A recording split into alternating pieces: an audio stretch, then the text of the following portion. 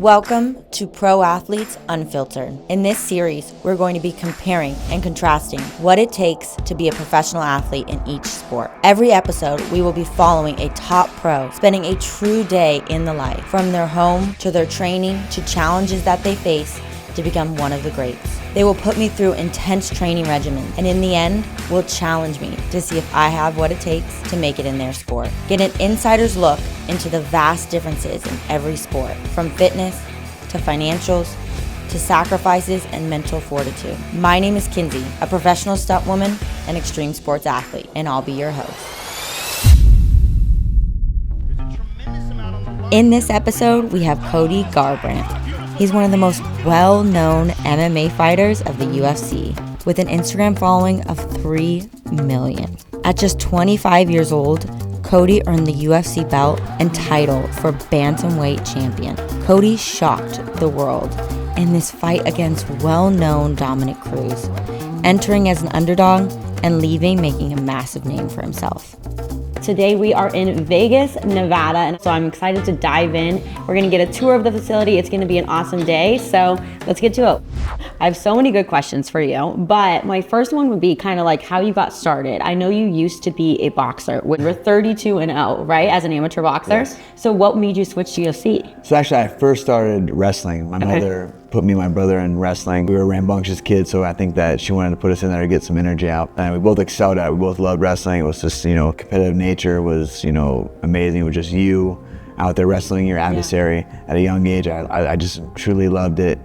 My uncle was a boxer before he got incarcerated, but then he got acquitted 23 months later, gave himself to the Lord, devoted himself to boxing, was able to have a good amateur career that led into him boxing training other fighters locally. Growing up, I would always go to watch him train some of his fights, and I just always looked up to him as a father figure. And I just was like, it was so cool to see him train, and he would take us to the gym and really planted that seed early to be a combat athlete. And then obviously when I was growing up, MMA became very prevalent. It started getting very popular. And I was like, wow, I'm wrestling and I box, so why don't I put the two together and go for this MMA? Wow, that's so amazing. And so there a lot we talk about in this series is kind of like the financial side that differs in every single sport. And so I would love to know kind of the financial side of the UFC, especially when you're getting started versus now. Yeah, it's tough because MMA is really now one of the fastest growing sports globally. In the early 2000s, it was still almost banned. So it's came a long way. Obviously that rises with money and fights and things like that. So yeah, MMA was not what you're gonna grow up and want to be. A lot of my teachers were like, can you make money doing this? Can you provide? Can you make a good living off of it? And it was like, for me, the motivation was never money. Yeah. I fought for free for so long, so long. I mean, I'd have to pay for medicals and, And how did you pay your trainers? I would work, part-time jobs. My uncle had a construction company, so a lot of times I'd wake up and go to the gym about 4:45 to about 6:30, shower, get some breakfast, and be on the job site about 7:30, 8. Work till about 5, 6 p.m. and I would drive about an hour and a half to Pittsburgh, and I would train. Our pro practice started at 8 p.m.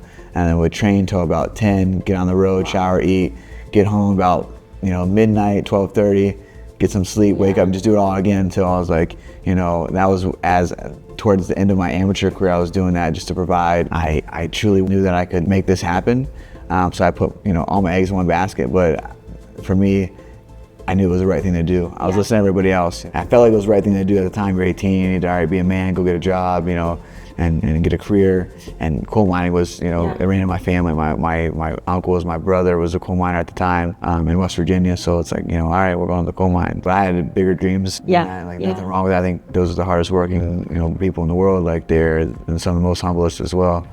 But it just wasn't for me. I feel like I was set on this earth to have purpose, and my purpose was to fight. Yeah. I remember sitting down with my mom and telling her hey, I'll make it happen. Give me till I'm 25, I'll make that happen in this sport. And she was like, I believe in you. Anything you set your mind to, you do, you achieve.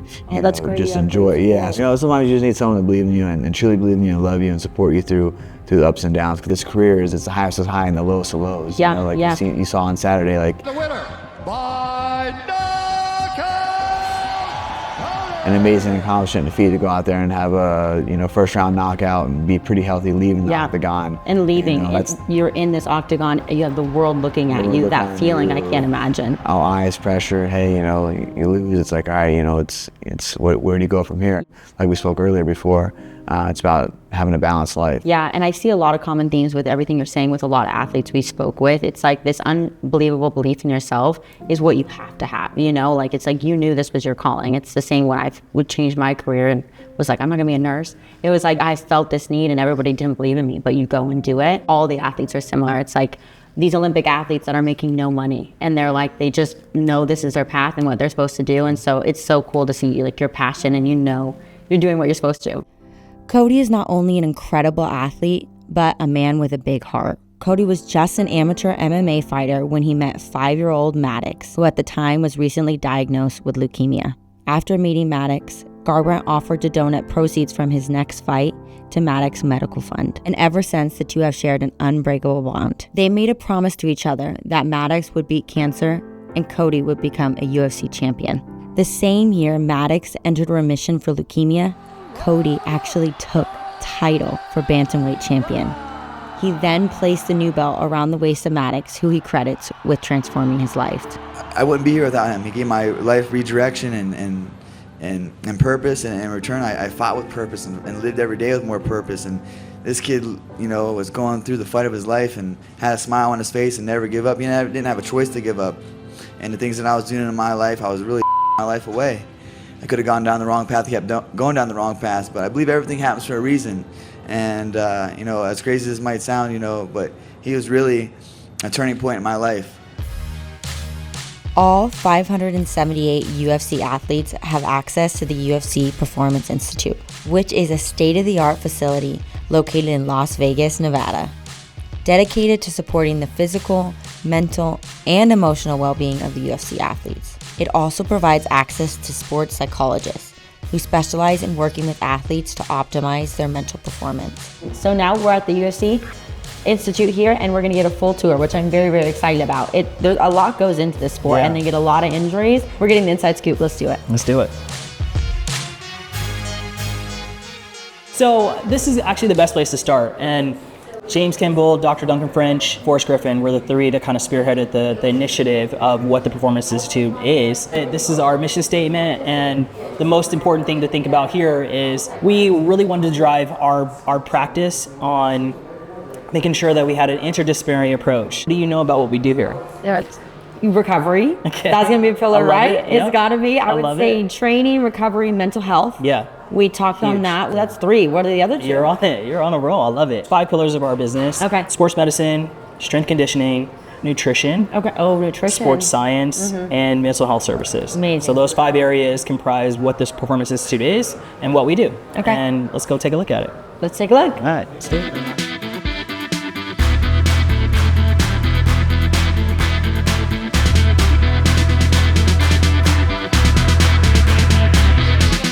This is kind of a really critical part of our business and kind of what we do in terms of serving our clients. This is an intake room, and so the intake room is probably the first one off. Really want to get every single athlete that comes through here to have this touch point. Okay. And the reason why it's really critical is it gives us an understanding from a nutrition standpoint of really where to guide them in terms of weight class, you know, what their career objectives are, kind of where they're at. And Serial, one of our interns, is actually going to tell you a little bit more about kind of what they do in here. All right, so this right here is our DEXA bed. This is where we test body composition. So we'll have the athlete lay down, but it scans from head to toe, measures their muscle mass, their fat mass, their bones. It can literally tell us what they weigh in each of those areas. And then this way it helps us when it comes to a weight descent, because then we know where we can pull weight from without hindering their performance. Oh, wow. This machine right here is our metabolizer. This tests what we call RMR, which is your resting metabolic rate.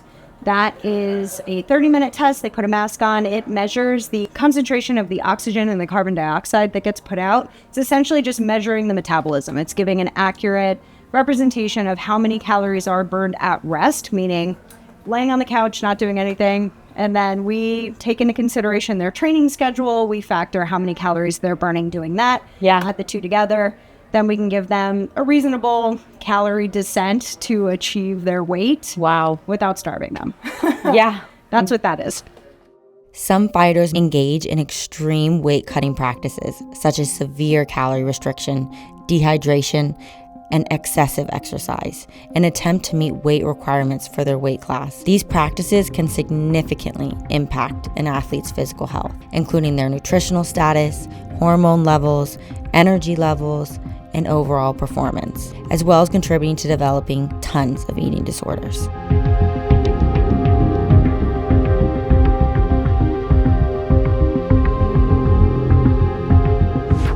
So going back to kind of what we talked about with one of the pillars being nutrition, the nutrition team does an incredible job of zoning in with each athlete on what they need, keeping them healthy, but keeping them active and keeping them well fed, right? Yeah. Our partners do a great job of providing icon meals or just different, other areas of support where we can send stuff to them to make sure they have an incredible fight camp. Obviously from, a testing standpoint, we want to make sure that the supplements are as pure as possible. We want to give them every chance that they can to get the right supplementation. We don't want to have any tainted stuff. We want to keep everybody, being Dr. Banner and trying to keep them turning into the Hulk, right? Yeah, okay. And doing it the right way. So the supplement side of things are really, really critical. They send that stuff out to them anywhere in the world, wherever they are. Wow. And then, they can come here and get post-workout, different compounds that they may need to kind of get them going.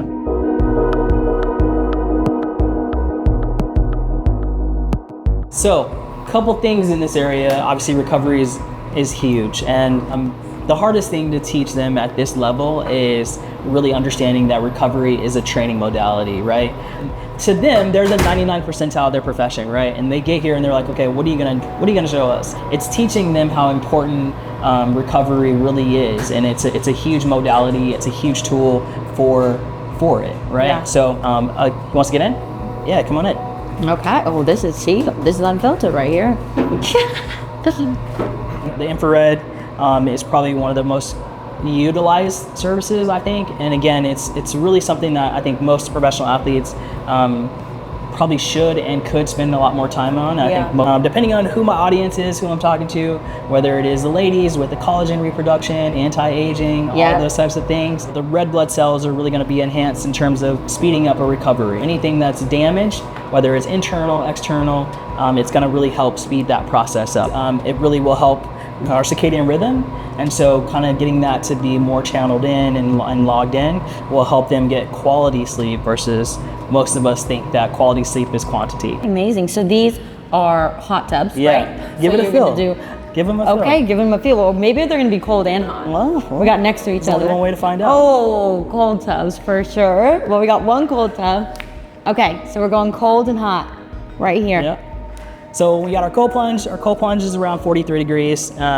And then our hot tub is about 104. The idea is to kind of play off of the homeostasis of the body, right? Mm-hmm. So you're gonna start out in wherever you're most comfortable, but again, if I were to drop you in the 104, your body's gonna start sweating, telling it that, hey, this is too hot, right? This is way too hot. I need to cool myself down, so it starts to sweat.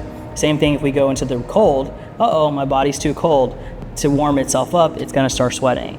Then we go into our probably most utilized service over there, our sauna. And we crank that bad boy up to about 198 through the acclimation process. So that's why we call this a heat acclimation. Mm-hmm. As they're working toward camp, they spend time in a very, very extreme heat or very extreme cold. Incredible. Wow, this would be my favorite. This is where I'm spending most of my time.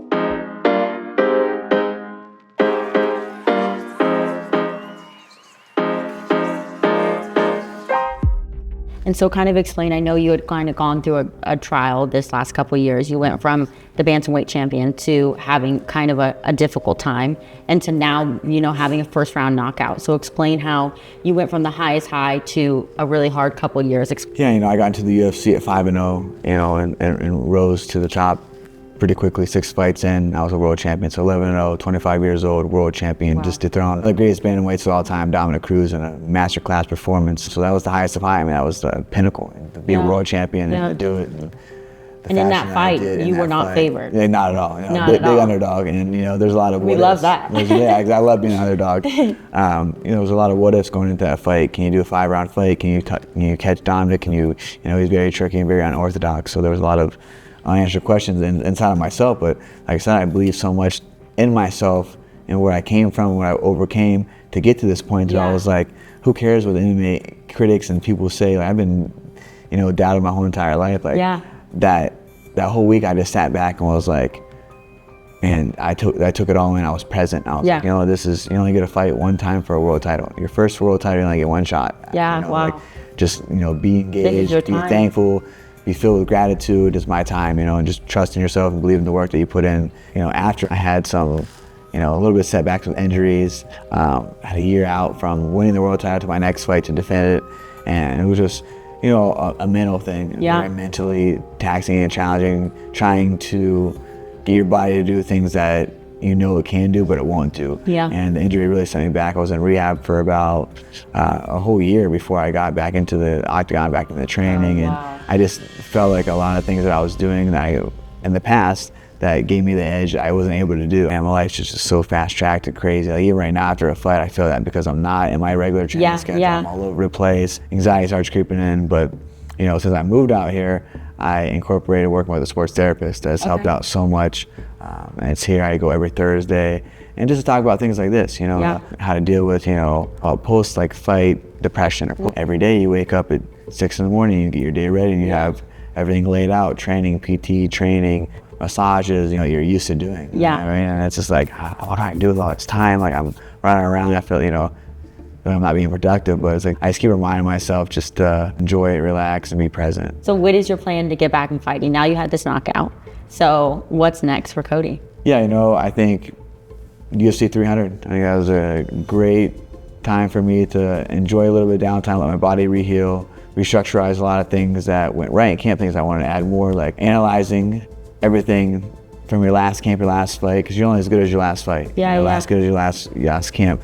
So breaking them down as I have constant, I literally got out of the octagon, okay, I need to do more of this, I need to do this differently. Like, I'm obsessed with getting better. And whether it's 1%, however I can get better in any area, I always constantly do that. And so something I was surprised about, obviously you're tatted, you're very down to earth, you're very calm, you don't drink, you don't party. Has that always been you, or is that something that you made a decision for fighting? I've never really been big into like drinking alcohol. Yeah. You know, I got the mean gene in my family tree, so it's like. The mean gene. Yeah, the mean gene. I just don't. Both my uncles, you know, spent the majority of their life in prison. My father as well. I was always told, you know, like, if you don't have a bad habit, don't start one. Yeah. You know, so that always kind of stuck with me. You see a lot of those fighters that go out there and they live the life, live the fast life, and party hard, and then you see their career starting to kind of diminish or go downhill. It's like, well, how well they recover. 9 o'clock rolls around, I'm like falling asleep. Yeah, I always say, like, I'm a grandma, I'm sorry I'm not fun, and then I'm like, wait, actually I'm fun. I'm just not fun after 9 p.m. Yeah, exactly, yeah. So like, I'm the most fun during the day. Well, this is so great. I have one question for you, just because I know a lot of people are wondering. During fight camps, they say that you can't have sex because it helps build aggression. Do you abide by that rule? You know, actually, when I fought Dominic Cruz, I had sex like hours before that fight, and it was like my best performance. So I think that's a myth. Oh, okay, okay. Like, I'm training so hard. Like, I'm not trying to like. I'm like, where I don't, you know, want to be all touchy feely and lovey. Like, I'm getting ready to go and fight in the cage. You kind of have to have that mindset. So Coach Dewey Cooper, he's always like, that's why some motherfuckers in prison are all fighting and killing each other, because, you know, like, do it after the fight. You know, he always says that to a lot of his fighters. So he cracks me up. But yeah, I've done it. It's a myth. I've done it and not done it. So I don't know. Okay, it's proven though. It's proven. He won. Well, thank you so much for this. We're actually going to now go train with Cody. Well, we're going to train with his team because he hurt his shin. And so we need him to rest up because he's got a big fight coming up, hopefully in April. And he's going to win. So now we're going to train with him. It's going to be amazing. So thank you so much for that. I love it. Thanks.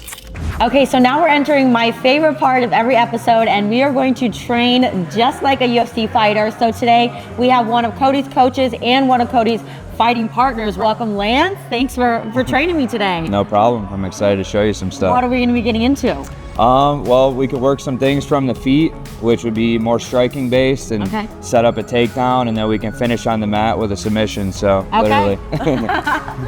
Perfect. From start to finish to the submission. Let's go. Awesome. All right, guys. So first thing we're going to do, we're going to set up our takedown off of our striking. Today we're just going to use 1, 2, 3, which is a jab, a cross, and a hook, and it's going to set up our shot to our double leg. So we'll just get into the shot first. Okay. So I'm gonna have you, this will be your jab hand, this will be your cross, and this will be your hook. Okay. So you'll go 1, 2, hook, and then you're gonna set up your shot. It's gonna be a head outside. Okay. So it's gonna be like this. You want your shoulder in my stomach, so you're like driving in as you lower your level. Side, right? Yes. Okay. So off of your hook, you'll throw that. So hook, and then step in, right with your hands, you go right behind my knees. Okay. And like pull your elbows in, and then drive me this way, all the way to the mat. Okay. So 1, 2, 3, boom, drive, drive, drive. Nice. So I gotta make sure I get under there. Yep. Yeah? Yep. Good. No Again. big deal. You got it. Easy. Drive across. Nice. I want you to shrug this almost to here. If you have to let go to get it to here, that's fine. Okay. And then you're gonna just keep the lock like this. Okay. So you're gonna pull it this way. Okay. Okay, ready? That little buzzer was like real. Yeah, fight's on. Let's slide that knee over. Yep, there you go. So foot up and knee over. Yes, like that. She won. Scripts over. Really good. Any boys want to fuck up? That's what you do. Put them out. Yeah. Okay.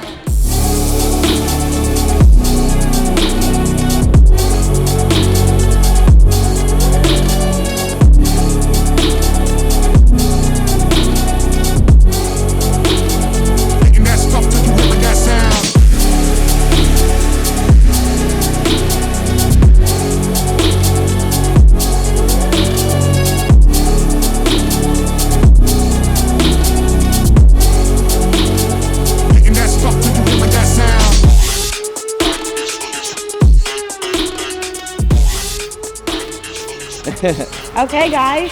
So now my career in UFC has just begun. Catch me. Like I said, people call me that I look like Ronda Rousey. Maybe her and I are going to be head to head in a fight upcoming. So thank you, Coach Lance. Yep. This was awesome. I did learn a few things. Hopefully you guys got a good understanding of UFC today. And so thank you guys so much for watching Pro Athletes Unfiltered, and we will see you next week. If you guys are whooping my ass, it's gonna be hurt on my ego. Got to clear, sign your check, and you kind of go on your way. That's interesting. Yeah. 2, boom.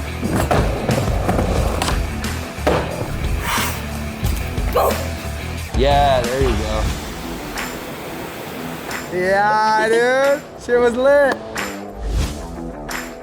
Thank you guys so much, and I'll see you on the next episode of Pro Athletes Unfiltered.